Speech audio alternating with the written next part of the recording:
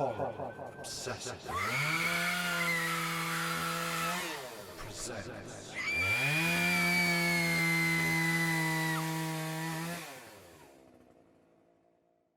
Hey everybody, this is Katrina and I'm reading my article Dahmer, What's Real and What's Fiction. Many of us in America have a habit of almost obsessively looking at different kinds of true crime cases ranging from serial killers to black widows and conspiracy theories. Many of these cases spawn movies, shows, and miniseries. These retellings are usually depicted in a sensationalized fashion.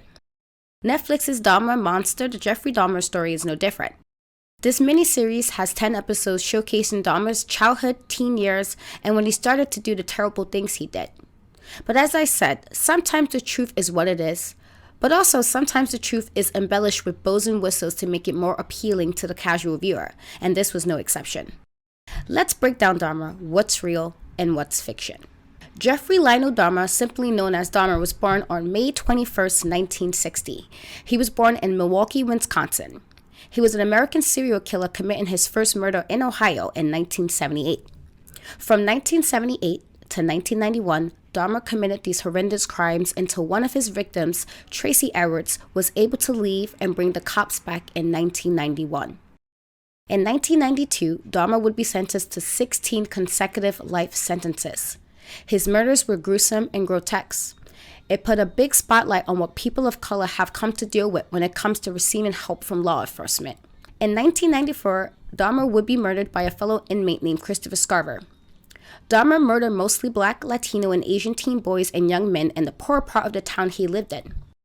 He was a sex offender, and he engaged in necrophilia and cannibalism. He also dismembered his victims. While I can also get into his mental disorders, as he had plenty, I would not use that in this piece. Personally, I think it's used far too often as an excuse when the perpetrator commits crimes against POC. Briefly, here's a quote from Evan Peters, who played Dahmer in the Netflix series.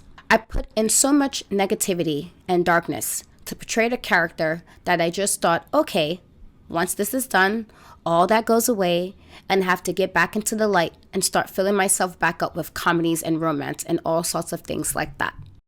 When I first heard that Ryan Murphy was involved in this project, I was skeptical for many reasons, including some of Murphy's shenanigans with previous shows. Evan Peters is known for many roles, but horror fans would know him as a recurring character in different seasons of American Horror Story. So what's real and what's fiction? Let's get into the fiction first. Glenda Cleveland. In the miniseries, Glenda Cleveland was played by Niecy Nash. She played the role well, in my opinion. However, this was one of the elements of the show that was inaccurate. The woman who lived next door was named Pamela Bass. Bass was the one who mentioned how Dahmer made sandwiches in the building. A creepy moment in the miniseries was when Dahmer insisted Glenda Cleveland eat the sandwich. It was creepy, unsettling, and menacing. She didn't eat it, but the scene was uncomfortable to watch, even though it turned out to be fiction.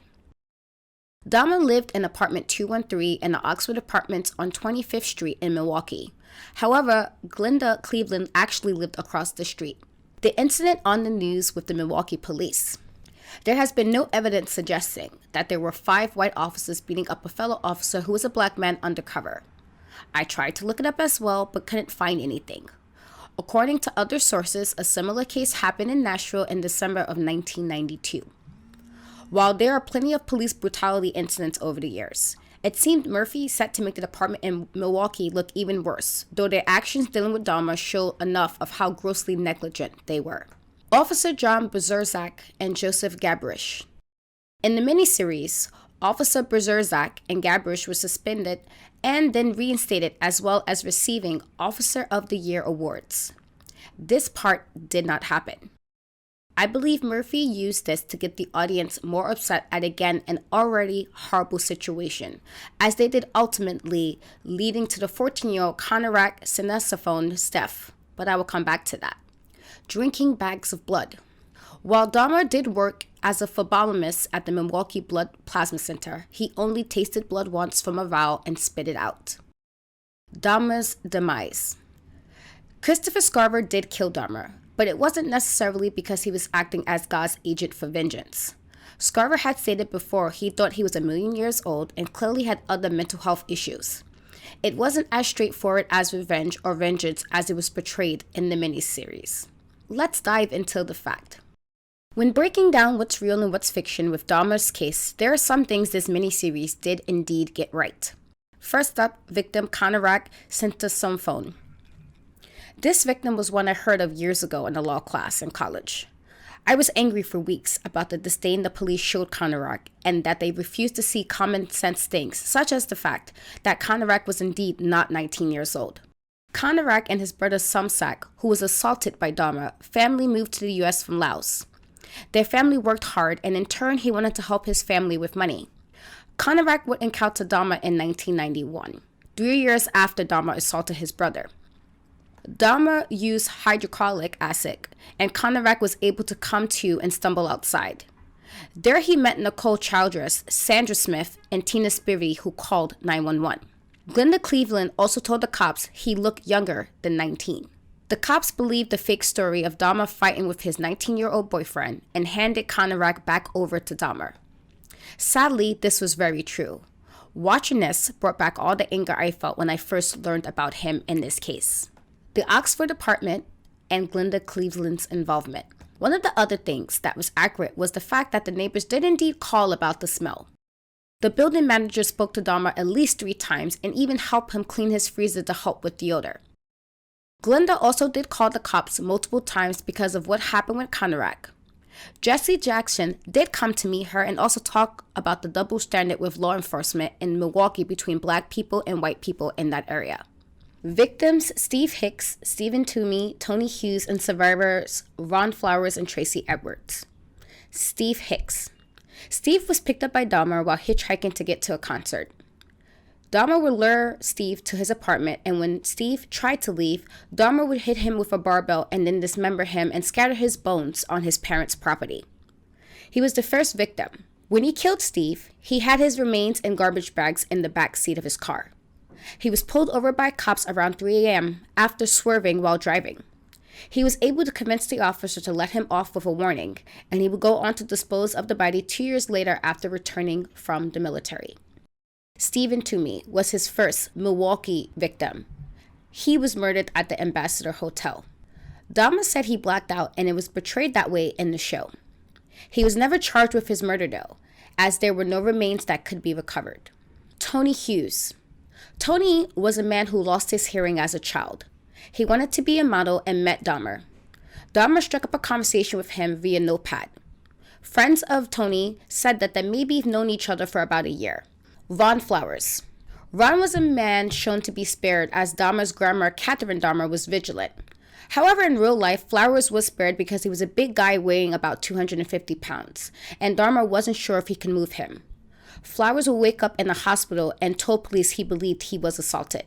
Tracy Edwards. Tracy would be the man who escapes after being lured into Dahmer's apartment. Dahmer did show The Exorcist, and Edwards would escape, bringing the cops back and leading to the discovery of Dahmer's crimes. The officers, Dahmer's troubles prior and trial. Here's a quote from Officer John Bezerzak. "I'll be a minute. My partner's gonna get deloused at the station." Officers John Bezerzak and Joseph Garbish was fired by Police Chief Philip Areola. They will be reinstated in 1994 by a judge and have long careers in the police force.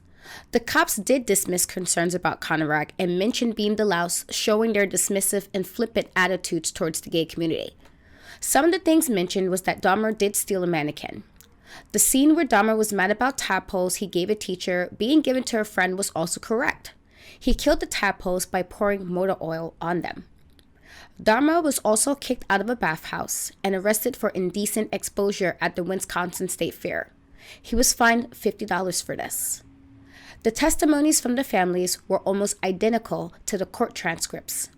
Rita Isbell, the sister of victim Errol Lindsay, did try to lunge at Dahmer during the trial. An emotional scene for me as well. As previously stated, Dahmer was murdered in prison by Christopher Scarver in 1994. Christopher also killed murderer Jesse Anderson, bludgeoned them both to death. Now, after breaking down Dahmer, what's real and what's fiction, I end with this. As previously stated, true crime has become an obsession with some Americans, and some even distastefully with serial killers in particular. Jeffrey Dahmer's case was one of the first cases I learned about in my law class in college years ago. It was a case that upset me a great deal, learning about the victims being mostly black boys and young men, but also poor Conrad who could have been saved. While I can give credit for Evan Peters being an amazing actor, it is one of those things where this sensationalization humanizes Dahmer and lacks consideration for the loved ones of the victims. Many of them stated their unhappiness with this miniseries. Now, if you want to watch it, go ahead, as it will make you feel a range of things in emotion. As for what's fact and fiction about this miniseries, I suggest doing some research, but to do so respectfully. Now I leave you with the order of the victims' unfortunate deaths. Stephen Hicks, 18. Stephen Toomey, 25. Ricky Beeks, 33. Joseph Bradhoff, 25. James Doxtator, 14. Richard Guerrero, 25. Anthony Hughes, 31. Oliver Lacey, 23. Errol Lindsay, 19. Ernest Miller, 22. Anthony Sears, 26. Conrad Synthesophone, 14. Edward W. Smith, 28. Curtis Strotter, 18. David C. Thomas, 23. Matt Turner, 20. And Jeremy Weinberger, 23. May these victims continue to rest well, and may their families continue to have some peace with all of this. That is all for now, and until next time, I'll catch you later.